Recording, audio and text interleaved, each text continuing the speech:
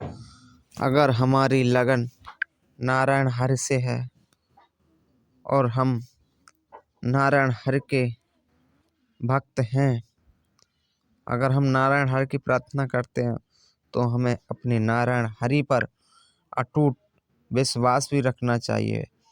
आओ जानते हैं इस कहानी को ध्यान से सुने और अंत तक सुने।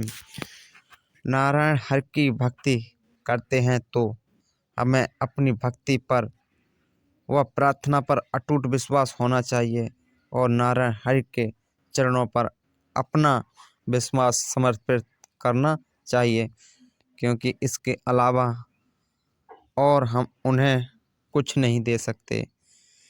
एक समय की बात है कि एक गरीब फटेहाल नारायण हरि की धुन गाता हुआ गांव-गांव घूम रहा था। उसे लोगों ने पागल कहकर पत्थर मारने लगे तो उसके शरीर से खून निकलने लगा। जब उसकी भक्तिपूर्ण भजन भगवान के कानों तक पहुँचे और नारायण हरि उसकी यह हालत देखकर उसकी सहायता के लिए पहुँचे तो उन्होंने देखा वह भजन छोड़कर अपना धैर्य और विश्वास खोकर खुद ही उन लोगों से लड़ने के लिए पत्थर उठा लिया। यह देखकर नारायण हरि उदास होकर वापस आ गए। नारायण हरि दुखी होकर कहने लगे कि अपनी भक्ति पर पूर्ण विश्वास रखता तो मैं इसकी सहायता के लिए पहुंची गया था। अब यह अपना बदला स्वयं ले रहा है तो मैं इसकी सहायता नहीं कर सकता। इसी प्रकार हम मनुष्य भी अंत में अपना धैर्य और विश्वास को बैठाते हैं, जिससे हमारे कार्य बनते बनते रुक जाते हैं। हमें अपनी भक्ति और प्रार्थना पर पूर्ण विश्वास होना चाहिए, जिससे हमारे कठिन से कठिन कार्य बन जाते हैं और हमें पता भी नहीं चलता। जो समय अभी चल रहा है वह हमें अपने प्रार्थना और भक्ति पर अटूट विश्वास रखने का है। यही विश्वास हमें इस कठिन समय पर विजय दिलाएगा। यही विश्वास हमें हृदय में धारण कर अपने कर्मों को करना चाहिए।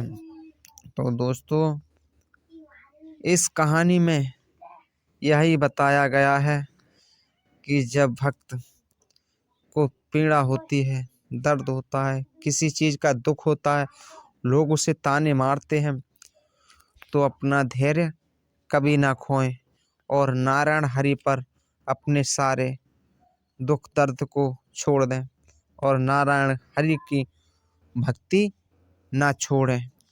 तो दोस्तों, नारायण हरि उस भक्त को देखो कि अंतिम समय में अपना धैर्य खोकर उसने खुद पत्थर उठा लिया और खुद लड़ने के लिए तत्पर हो गया। तब नारायण हरि यह देखकर कि खुद अपनी रक्षा कर सकता है तो मैं अब यहाँ इसकी रक्षा कैसे कर सकता हूँ। जो इंसान खुद कर सकता है मैं उसकी रक्षा नहीं कर सकता। जो मेरे भरोसे है, मेरे सहारे है, मैं उसकी रक्षा हमेशा करूँगा और करता रहूँगा। मैं उसका ही जिम्मेवार हूँ जो मेरी शरण में है। तो दोस्तों, यह कहानी आपको कैसी लगी? हमारे चैनल सत्य और धार्मिक पर नए हैं तो सब्सक्राइब कर लें, बेल आइकन दबाएं, ज़्यादा से ज़्यादा शेयर करें इस कहानी को, क्योंकि ऐसी कहानी हम आपको लाते रहेंगे। अगर आप हमारे चैनल को सब्सक्राइब कर लेते हैं तो हमारा हौसला भी बढ़ जाता है और हम आपको